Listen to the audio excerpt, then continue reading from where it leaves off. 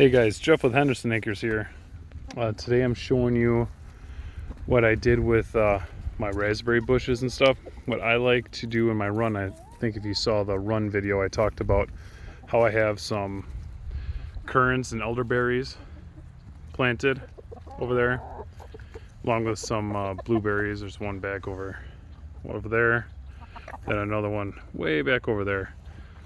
And what I did to keep it safe so the chickens won't scratch them up all the way, or at least lay off them a little bit so they can grow. As you can see, I have these cages here around them. And what I found with my raspberries was they love scratching in the sand. So they had it dug all the way here straight down to where I put this sand on top of my clay soil to help with the raspberries, because they like growing in the sand, more acidic soil.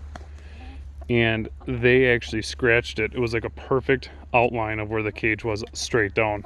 So what I did to stop that was, I have these black locust trees here, and I have unlimited access to it, and that's what all these pillars are made of too. And it does really good because it takes a really long time to rot.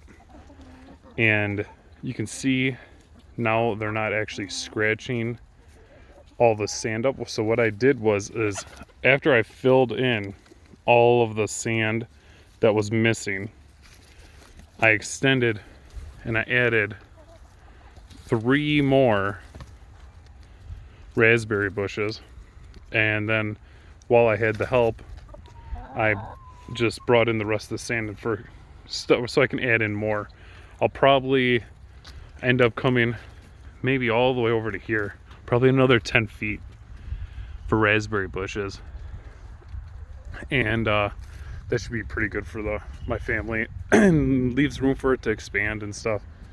You know, I can always just take a saw, cut a little section right here, and then just plant 3 or 4 feet on center.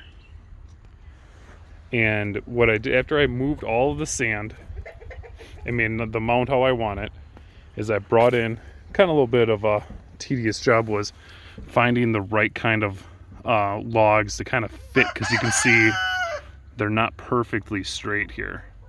So finding one that kind of, you know, bends one way, and then find one that can kind of fit in with it. Easy there, Gonzilla. And after I set all that up and I cut all these to length, what I did was I took sand, some of the last little bit of sand, and I filled in all the gaps to help lock the logs into place. And I did this probably about 3 days ago. Really hasn't rained too much, so you can't really tell. Like, it cleaned up the logs a little bit, but imagine as it rains, it will rinse this off and it will look a lot better. But we call it the raspberry coffin because it kind of looks like a coffin. And my son had a great time helping me with it. He's the one that helped come up with the name. And I'm hoping that the raspberry bushes will continue to thrive like this, because I got the idea of bringing all this, like planting, like I said, the elderberries, the currants, the blueberries, and also got some grapevines here too.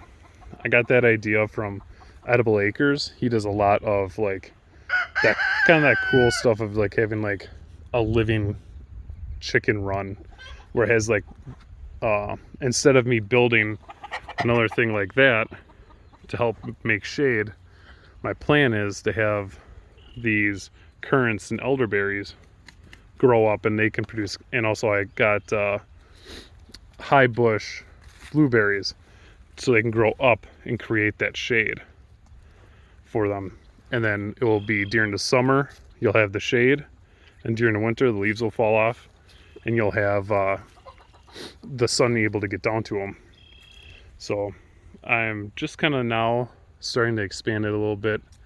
I do have future plans to, I mean, this is all empty right here all the way down, and that's to for more expansion.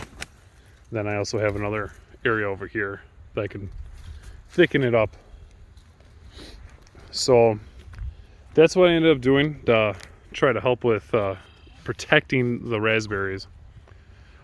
If you guys have any ideas or you guys done anything or any questions, let me know down in the comment section.